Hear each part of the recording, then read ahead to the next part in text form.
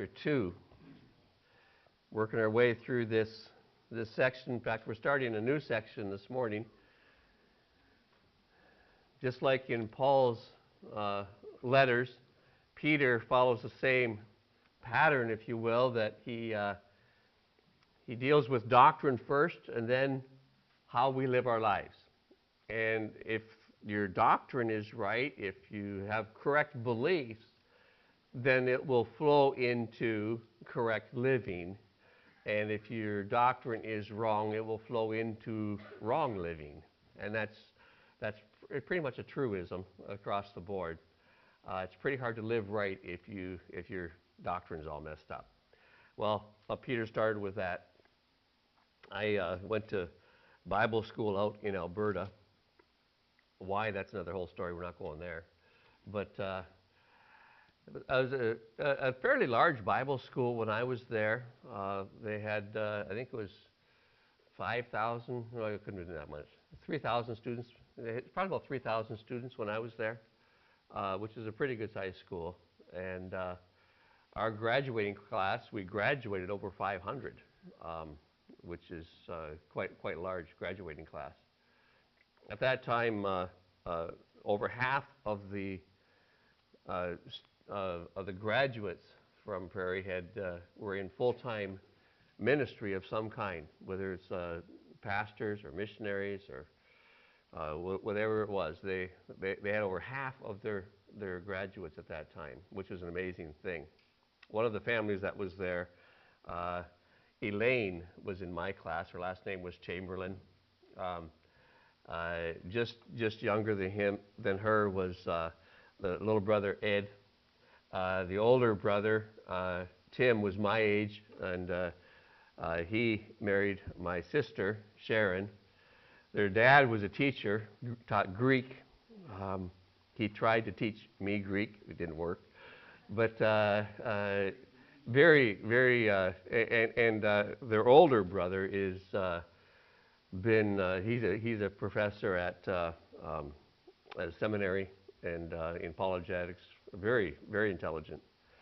The younger brother Ed, though, he's more hands-on. He became a missionary pilot, and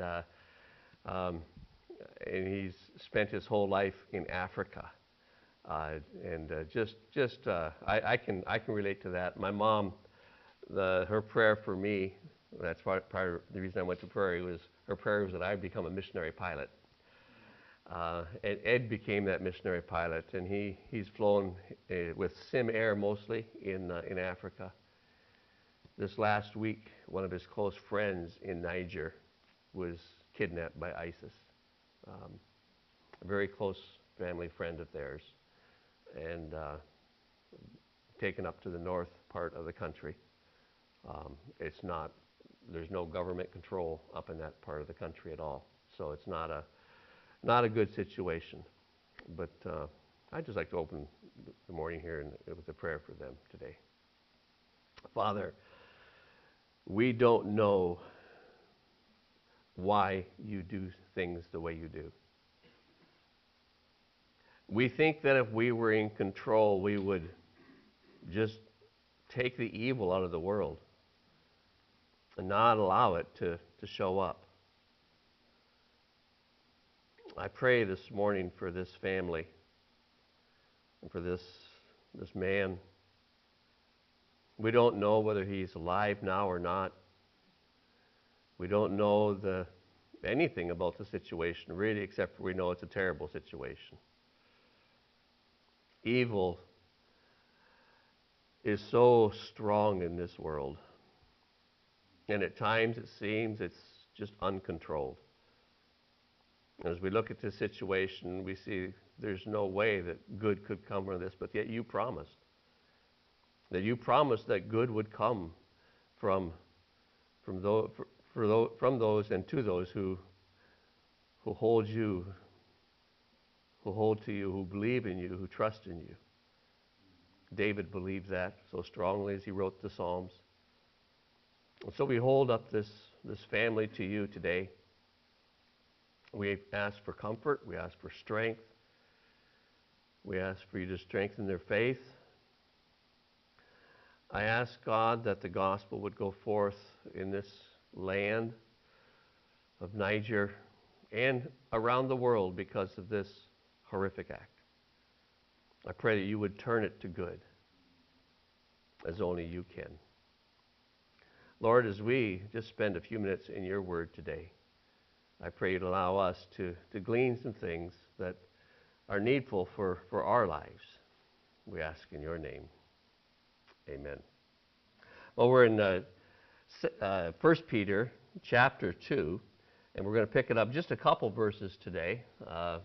That's more of a bite that I think we can handle. 2 verses, verse 11 and verse 12 of 1 Peter chapter 2.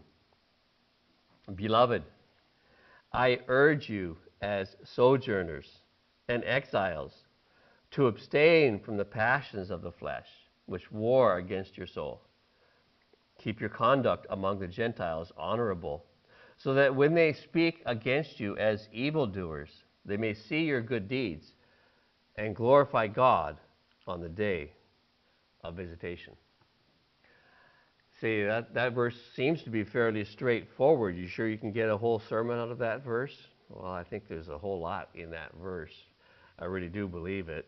We're switching now from salvation, not leaving salvation, but now we're going on to this whole concept of how does that affect where I live? And if you were to put a great big title over this next part of the book, it would really be the whole concept of subjection.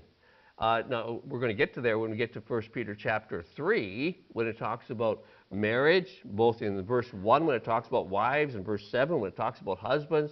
We're going to talk about that whole concept within the marriage, but it's bigger than that. And sometimes when we hear a word like subjection in our culture today, it raises red flags and it raises the hackles, and we get all upset. We can't talk about that. And yet this is what Peter wanted us to understand is our relationship to God is one of subjection. We line up under the authority of Jesus. We put ourselves willingly under his authority. We put ourselves willingly in where he wants us to be. And so he talks with this, and he talks in such a way that he wants us to understand that we have the opportunity to live a whole and perfect and beautiful life. You say, well, yeah, but we're in a world where there's a lot of suffering. We just talked about suffering, right? And these people that Peter is writing to, they know about suffering. They understand the difficulties that are going through their lives. And Peter doesn't make light of that. But in light of the fact that we have these difficulties, that does not preclude us from having a beautiful life. And God wants us to have a life that is blameless, that is honorable, that is just beautiful to the world around us. And so he starts off with this concept of I want you to be ready to live. And in this first section, he says, I'm going to give you both the negative and the positive of how this is going to happen. The negative is I want you to abstain.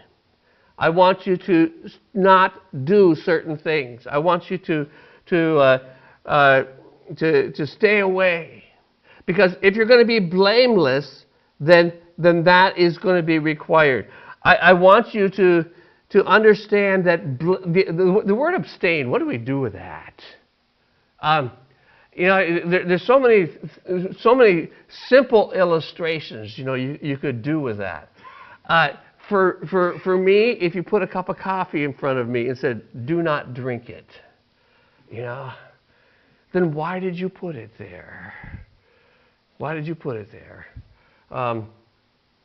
It's God asks us to not do things that are okay, that we have the right to do.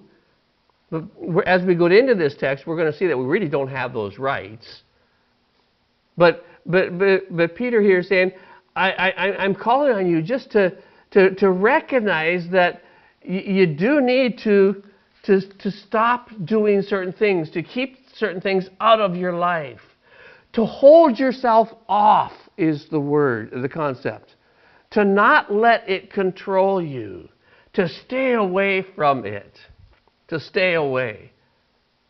I remember when our oldest daughter, Grace, was just crawling, and we were trying to teach her as just a toddler, yes and no and rules, right? At that age. And so, most of the things we put up that she couldn't reach. But we left the VCR down on the bottom shelf underneath the TV. And that was a no. She was not allowed to do that. So we would put her on the floor and or watching television or something, and she would play around the floor, and invariably the lights and the noise coming from that little machine would attract her attention, and she would crawl over to it. And I'd pick her up and I'd say, no. Bring her back across the room and set her down. A few minutes later, she's back over there again. No. We did this maybe, 5, 10 times. And she crawls over there again, and she looks at it, and she's waiting for me to say something. She looks up at me, and while she's watching me, she takes her hand and reaches out to touch the machine. What's going to happen? What's going to happen? Yeah. So I go over and tapped her hand. No. That was the end of it. Okay? You really mean it. Okay. I guess whatever that is, I will not go there anymore. And that was really the last time that we had to worry about it. She didn't do it again. Now, some people, they just do it over and over and over. And, maybe you have one of those kids that just never ever learned the meaning of the word no. I don't know. But that's what Peter is saying here. To hold yourself off. To learn the meaning of the word no. It has to do with the desires of the heart. And we're going to be looking at those desires in just a minute. Sometimes we think it's only the sexual type of desires, and that's not true. We have many desires in our heart. And Peter is saying, I'm not qualifying this as one category. But we all have various categories that we need to abstain from fleshly desires. We're in a battle. We're in a war, and the war against us is real. It's strong. Sometimes we don't recognize the war, but it's nevertheless there. Notice that this is written to Christians. Sometimes when we think of the evil in the world and the evil that's in our hearts, we think that this is a warning to the unsaved, that hate that you have and that those evil things that you do. Peter is not writing to the world, he's writing to the believers. He's saying, examine your own hearts. Look at your own hearts. Yeah, but I covered up pretty good and no one sees it. Well, that's not necessarily healthy.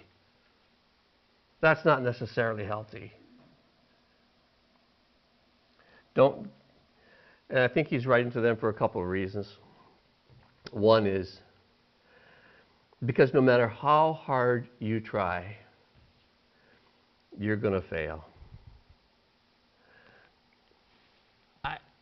I often wonder what it was like in the Garden of Eden when Adam came, had to stand up and say, over here behind the bush, when God's calling, Adam, where are you? Hey. What have you done, Adam? Well, wasn't my fault. It was that woman you made. Adam, what have you done? Now, God knew what was going on. He knew what Adam had done. He knew the sin that had now corrupted his creation. And And for God to be gracious, God to be merciful at that moment and not to say, fire now, I can make a new Adam. It won't be very hard. I can make a new one tomorrow. Why don't I just get rid of this one and start over? But he didn't. He didn't. He said, Adam, you failed. But I am going to make a way for you to be forgiven. I'm going to make a way for you to be made whole. I'm going to make a way for you to have that relationship with God restored. And I am so thankful that God did that. You see, that's even greater than just destroying the creation and starting over. I mean, he could have done that. He could have just said, Adam, you're done. You're gone. I can make a new pair. And we'll start tomorrow. But no. God said, I would rather, and I think it's better, if I come to the damaged humans and show that I can heal, that I can restore, that I can bring to wholeness. And he does that. And Peter is writing to these people in such a way to let them know that, yes, we do war, and we are in a battle. And there are going to be scars in a battle. And it is going to be bloody. But know that God has the victory. We've sung that song, You've Already Won. And it's so true. And yet we look at the battle in front of us, and we look at the battle in our hearts. And we think that the battle is hopeless. Go with me, keep your finger there in 1 Peter, but go with me back a few pages to Galatians. Galatians chapter 5. Now, if you were to pick it up in verse 22, the fruit of the Spirit is love, joy, peace, long-suffering, patience, kindness, goodness, faithfulness, gentleness, self-control. Against such there is no law. And we think, man, this is great. This is good stuff. This is good stuff. And we like to, we have lessons in Awana on this. And we have Sunday school classes on this. We hear messages on this. And it's really good stuff. But that's only half of the passage. This is the passage that says, this is how the Spirit wants to work in your heart. This is what the Spirit wants to do. But Peter is saying, I urge you to read the few verses before this to say what you're battling against. And so you back up to verse 19, and you start seeing that we're in a battle for the heart, for our hearts. Now the works of the flesh, Galatians chapter 5 and verse 19 says, the works of the flesh are evident, and we all know they are. Sexual immorality, impurity, sensuality, idolatry, sorcery, enmity, strife, jealousy, fits of anger, rivalries, dissensions, divisions, envy, drunkenness, orgies, and things like these. That's not a complete list. Paul said that's not a complete list. But it's enough for you to get the idea. And you go through that list and you say, well, yeah, but that doesn't really, it doesn't really fit with where I'm at. Adultery is the relationship between at least one person that's married and one that's not. And it's wrong. And nature tells us that's wrong, and we know that's wrong. And yet we see in the world around us that the world has accepted that as so right. I was talking with a lady this week, and as I talked with her through the conversation, it just came up that, she's living with a guy And the world just accepts that as normal. And her daughter is living with her mother, the daughter's grandmother, and she's there with her kids. And you think, this is crazy. Is there no one in the family that's married? Is there no one in the family that understands that God has designed marriage for his particular desire? And yet the people in the church and back here were just letting that go. It wasn't that important to them. And Peter's writing and said, Paul's writing and saying, this is important. This is one of the tools that Satan will use to destroy you. And then that next word, I'm going to go through the words as they appear in the King James. They're going to be slightly different. We have sexual immorality and impurity. In the King James, it's adultery and fornication, which is the relationship between two people who are not married. And back in the day, it was considered normal, and in our time today, it's considered normal. And in the early church, as the church was growing, these people came out of idol worship, out of temple worship, where this was the common practice. And they said, well, this is who we are. This is what we do. One of my teachers at school, he spoke here at the church one time as he was traveling with a traveling musical team from Prairie. He was a missionary in China before it fell to communism. And he told of writing or helping with the translation. And as they're working on the translation of the Bible into this language, the people were all excited to help him. And he's working through the Bible, and he got to Romans chapter 1, where it talks about the people who left the natural use of their bodies for that which was perverted. And his translators, as he's working there, they all just quit. They all just moved away. And he couldn't get anybody to help him, and he's trying to figure out why no one wants to help him. And he finally cornered one of the people who had been helping him, and he said, "Why did you guys all quit?" He said, "We don't think it was very honorable what you did." And he said, "What did I do?" He said, "You lived amongst us. You learned about us. And then you wrote the Bible to tell us what we were doing wrong. That's not right." Because they saw their sin as they read the Bible, as they were translating the Bible, and they say, that wasn't honorable for you to learn about our sin and then put that in the Bible. No. And that's how these people were. They came out from the world, where these things were normal. But God calls us to come out from amongst them and be separate, says the Lord.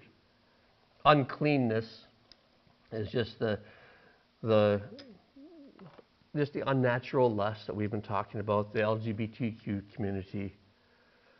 Lasciviousness or sensuality is just wanton lustfulness. And if we were to stop there, we would say, okay, Paul, you're just talking about the sexual type sins, but he's not. He goes on and he says, what about idolatry? Well, we don't have Baals, we don't have little idols, and we don't make little silver or wooden things to put on the God shelf, but do we have things before our God? Covetousness is sometimes related to idolatry. Covetousness, yes. That I'm not satisfied with what God has given me. I want what He has not given me. And that is idolatry. And so we we look at that and we say, I'm not, maybe not bowing down to but I am worshiping my own desires. I'm putting them ahead of God. Witchcraft, sorcery. Well, I don't go there. Well, but we do have witchcraft in our world. If you don't think we do, just talk to any of the teens and they can tell you about it. It's there in the world that we live in. There's a lot out there. It has to do with the association with the devil. Let's be clear on that. This is not from God. This is conjuring up the spirits, the necromancy. Remember in Haiti, after death, someone, I had someone who died, and I was trying to tell them about Jesus, and he said, Pastor, I can't talk right now. I said, why? He said, I got an appointment. Okay. He went up the mountain because he had a witch doctor up there who was going to talk to the spirits for him. He wanted to communicate with the person that was dead. That's all wrapped up in this concept of witchcraft. So, well, I don't do that. Well, the root word of this word is pharmakia, which is where we get our word pharmacy from. And so we're talking about drugs, maybe, Yeah, but it's legal. It was legal there. Paul is not talking about things that are illegal. He's talking about things that war against our soul. He's talking about things that war against our soul. Get in league with the devil. To honor Satan. To give him the honor that only God. To be able to do magic. I wonder sometimes, I really do, I wonder sometimes if some of the infatuation that so many people have with doing miracles is not related to this. Is not related to this. I don't know. Then he goes on and he says, what about hatred? Well, hatred's kind of a strong word. Do you hold things in your heart when people do you wrong? Do you have a hatred? See, Satan wants to use that to get a hold in your soul. He wants to use that hatred. Enmities.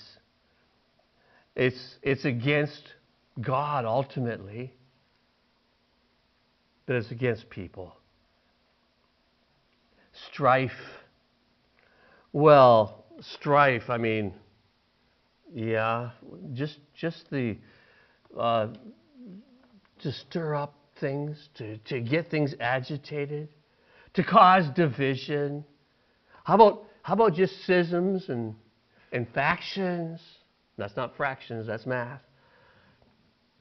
Dissensions, things that divide. Are you so wrapped up in things that divide everybody that you really can't get back to the whole concept of unity? Yeah, but my political view is right! Yeah. But does it cause division? Or does it cause unity? Wow. You see, Satan uses these things. He said, well, I have the right to do that. Of course you do. Of course you do. But in doing so, is Satan getting a hold in your life and in other people's lives? Divisions. Religious divisions. Or what about the whole concept of envy and drunkenness and orgies? Just envy. Well, I mean, but I am better. It isn't that I'm proud, it's just that I know that I'm better. I want it my way. And Satan uses these desires that are seemingly okay, are seemingly right on the surface, seemingly just, seemingly righteous, I got righteous anger. Really? And Paul says, this is all the work of the flesh. Where does it come from? It comes from the flesh. Don't even blame this on the devil. We're wicked enough to be able to get it from our own hearts. And it's not the work of the Spirit. The work of the Spirit is different than that. We pick that up in the next verses. The work of the Spirit is love, joy, peace. But the work of the flesh is where we're at. And so we go back to 1 Peter. When I told you to keep your finger in the place, and I didn't. 1 Peter chapter 2, we're back to the concept of waging this war, this battle. We're in a battle. But it's not just negative. There's the positive side. He says in verse 12, keep your conduct among the Gentiles honorable. Your conduct. The way you live your life. King James says your conversation. But it's more than just talk. It's the way you live your life. Let it be honorable. Let it be beautiful in the sight of those who are in the world. How do unbelievers see your life? How do they recognize your life? Do they see that you have a life that's worth living? Or do they see a life that is just filled with rules and self-righteousness and that turns them off? But to live a life that is worthy of emulation. And why? Why do we do that? Well, because we are children. We are the children of God. We are His people. We belong to Him. We are beloved of God. And we are beloved in the body. The love that we have for each other is the love that comes from God. This is how you know that you are in God, that you have the love of God, because our love is shown to others around us. And when we don't have that love, when we can't say we are beloved within the body, then we are not demonstrating the love of God. And so the positive side of this is if we're going to abstain from the fleshly lusts which war against the soul, then we must replace it with the love of God for the brothers. The honest, beautiful life that God, and this is kind of the concept of that of good works. It's good. It's the things that I don't do to gain merit. I do because of who I am. It flows from my heart. It's my nature. God, but you don't understand. The place that you put me at work, the place that you put me in school, the place that you put me wherever you're at in your life. God, you don't understand the people that I'm with. You don't understand the people that He says, yes, I do. I chose those people to be there with you. That's how much I know. I want you to live the Christian life in front of them. See, but God, that's not so easy. Of course it's not. But remember that you're sojourners and you're exiles. Well, does that help me at all? I think it does. An exile is one who has been displaced, has been kicked out of their country, who doesn't have a place to go. And you look around the world and the people in Ukraine, and you look at the over 1 million people in Haiti who have been displaced within the country. And you look at the people who just don't have a place to go home, and can't call anything home. Peter says, remember your citizenship is in heaven. You're an exile here. And then a sojourner. That's one who's on a trip. You take a trip, like we did to Costa Rica this last year with the teens. And you get down there and you think, man, this is so weird. I don't understand the language. I don't understand the customs. I don't understand why they eat papaya. You know, I don't understand these things because this is not home. And I don't feel at home. Now, maybe if I lived there a while, I could get to feel at home. And Peter is saying, don't get to feel at home. Remember that you're a sojourner here. You're just traveling through. And perhaps the greatest thought is, let me just tack this one little thought on. The end of verse 12, that they may see your good deeds and glorify God on the day of visitation. I've read that verse dozens and dozens of times and just kind of flipped through it without even thinking about it. And I got to think, what is that concept of the day of visitation? I mean, does that mean you go out and visit people? Is it talking about the time when Christ comes back? Well, if it is, he picked a different way to describe it because he never ever describes it like that anywhere else. I don't think that's it. I think it's like Peter or like Paul on the road to Damascus. And God comes and he visits him. He says, Paul, now is the day. What did you think about Stephen's death? You see, he had just witnessed and held the coats of those who were stoning Stephen to death.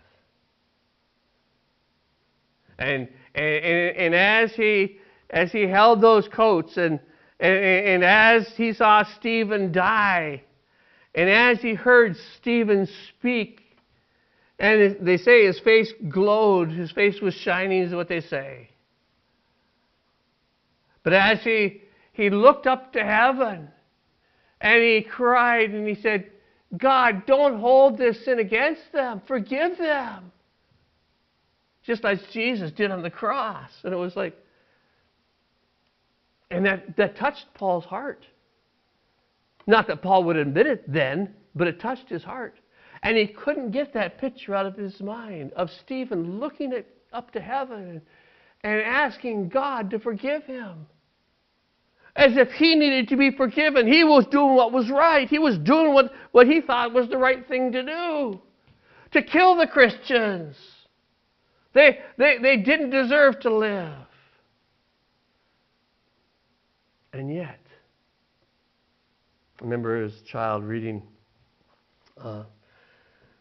things like Fox's Book of Martyrs and Martyr of the Catacombs and some of those martyrs of the early church. One story that stuck in my mind, and I couldn't tell you where I read it, but it stuck in my mind all these years, and it was of a soldier who was there when they were executing Christians. And as the Christians are being brought to the stake, and as they're being tied, and the wood is piled around their feet, he could hear them singing. He could hear them encouraging each other. He could hear them talking to their Lord.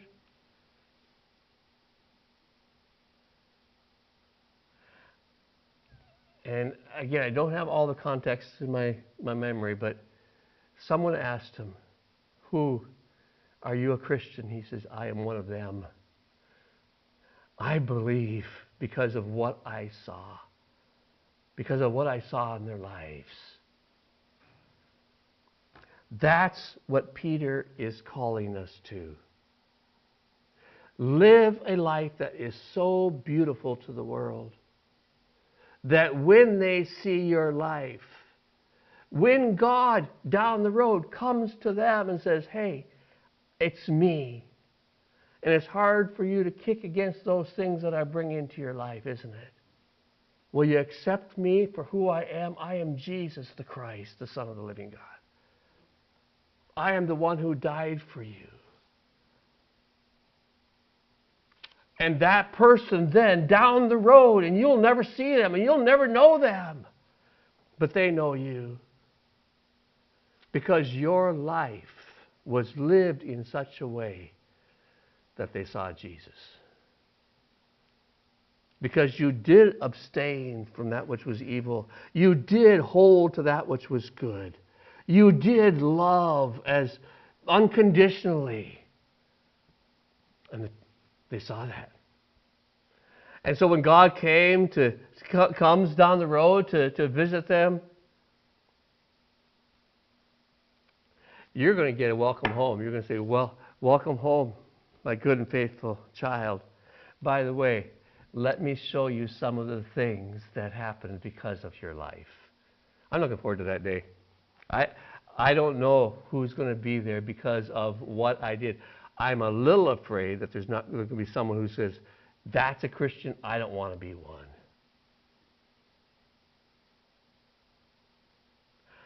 It's always interesting to see people who are surprised when you say, oh, so-and-so is a Christian. They go to our church. They do? Oh, I didn't know that. I wonder how they live. You see, Peter's calling us to live an honorable, honest life. Honest is one of the words that he uses here in this passage. Let your life be honorable, honest in the world. Let people see that the light of Jesus Christ has truly changed your heart. Let's pray. Father, it's not enjoyable for us to think of our lives being ruled by the flesh and the enemy that we have who drags up the flesh and seemingly has so many victories in our lives. And yet, God, you've already won. You were merciful to Adam, and you're merciful to us. You forgive, you heal, you restore. And Lord, we know that we need to be restored. And I pray that you'd bring healing. Thank you for your forgiveness. Thank you that we can rely totally upon you